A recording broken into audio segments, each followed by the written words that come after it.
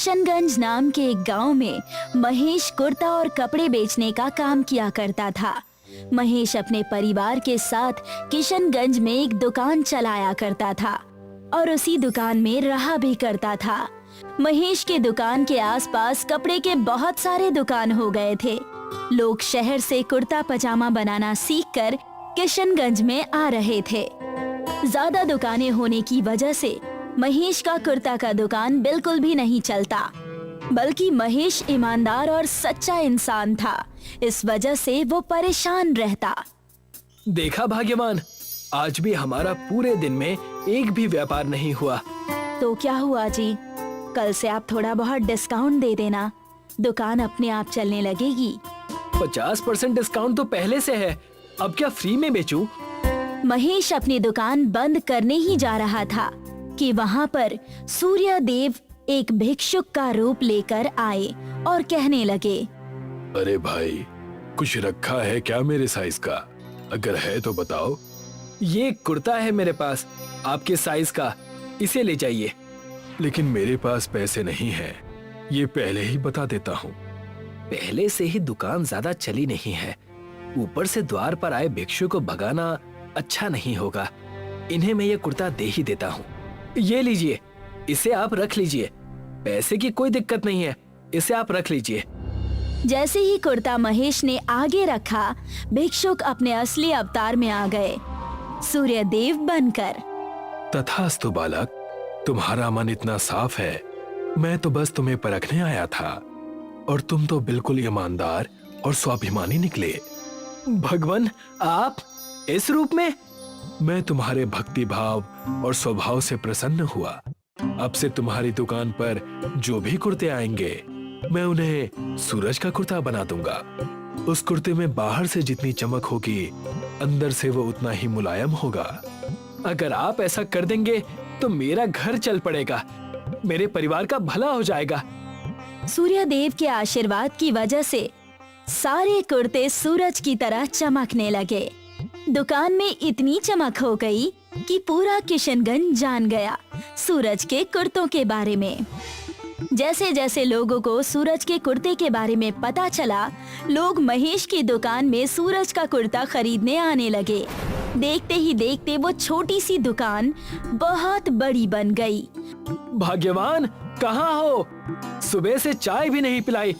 आजकल तुम्हारा ध्यान कहाँ रहता है ये पता नहीं। अभी लाई, ये लीजिए। ध्यान कहाँ रहेगा, नई तिजोरी ले आइए, हमारे पास रखने के लिए पैसे तक नहीं है। हाँ हाँ, अरे ये कौन सी नई बात है, अभी उन पैसों को कहीं और रख दो, मैं कुछ व्यवस्था करूँगा। महेश अपने घर से बाहर निकलकर देखता है तो उसे चारों तरफ सूरज का कुर्ता ही नजर आता है। ये देखकर वो बहुत खुश हो जाता है और दूसरे दुकानदारों के बीच जाकर कहता है, अरे तुम सब अब तक किशनगंज में ही ठहरे हुए हो, अब चले भी जाओ, यहाँ तुम्हारा क्या रखा है? अब अजीब हो गए हो। याद रखना, इंसान जितनी तेजी से ऊपर जाता है उतनी ही तेजी से नीचे भी गिरता है। वो सब तो बाद में देखा जाएगा। अगर तुम्हें सूरज का कुर्ता बेचना है तो लेकर बेच दो, मेरे दुकान से खरीदो और ज्यादा दाम पर शहर या दूसरे गांव में जाकर बेचो। इससे तुम्हें भी मुनाफा होगा और हमें भी। बड़े आए हमें मिलाने वाले, भूल गए क्या जब तुम दिन भर दुकान पर बैठकर मच्छर मारते थे? महेश उनसे बहसबाजी करके वहाँ से चला जाता है। महेश के बर्ताव से उसका परिवार भी परेशान था। साथ ही किशनगंज के दुकानदारों ने साजिश रची। क्या सोचा है तुमने यहाँ पर, बताओ? महेश की दुकान कैसे चौपट करनी है? अगर हमने उसकी दुकान चौपट नहीं की तो हमें बहुत कठिनाई होगी। सुनो, हम महेश को पैसे का लालच देंगे।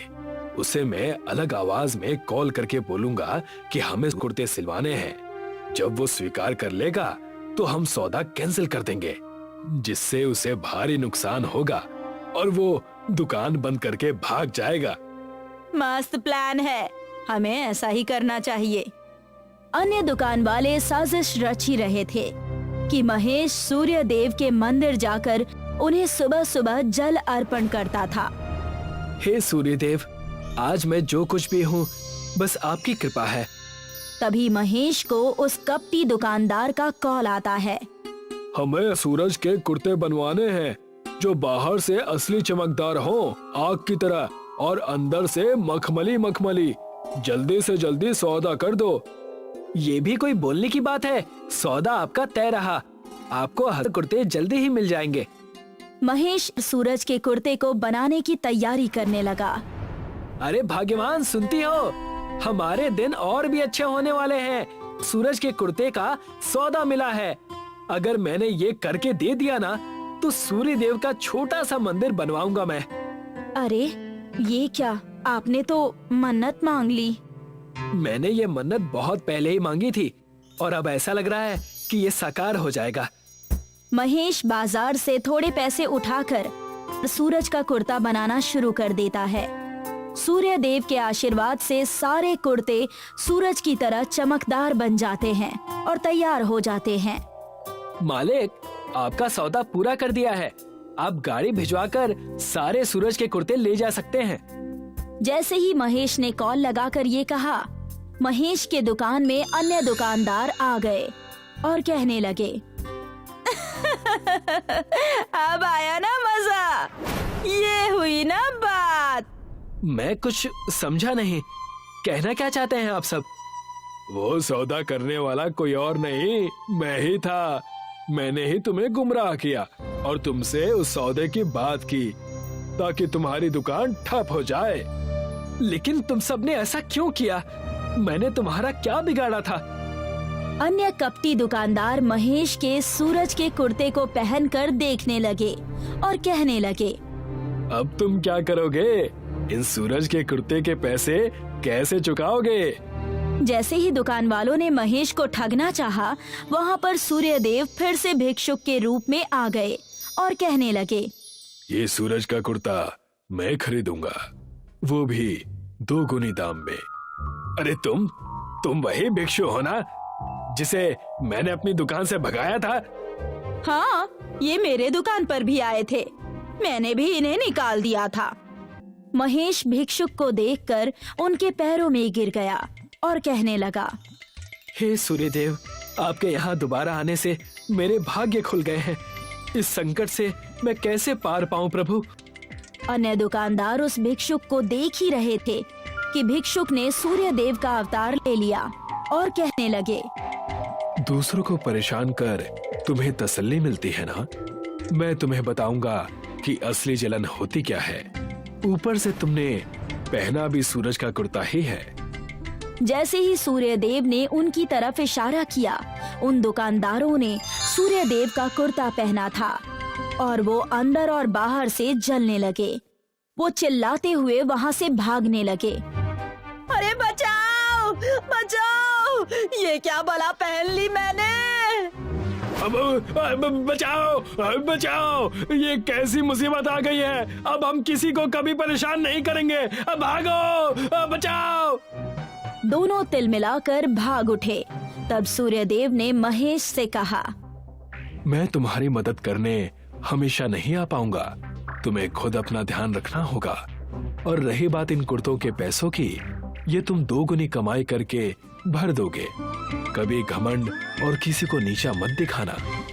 धन्यवाद प्रभु, मैं बिल्कुल ऐसा ही करूंगा और आगे से ध्यान रखूंगा। महेश फिर से ईमानदारी का जीवन जीने लगा और उसने सूर्यदेव की एक छोटी सी मंदिर भी बनवा ली, जिसमें कई लोग पूजा अर्चना करने आने लगे।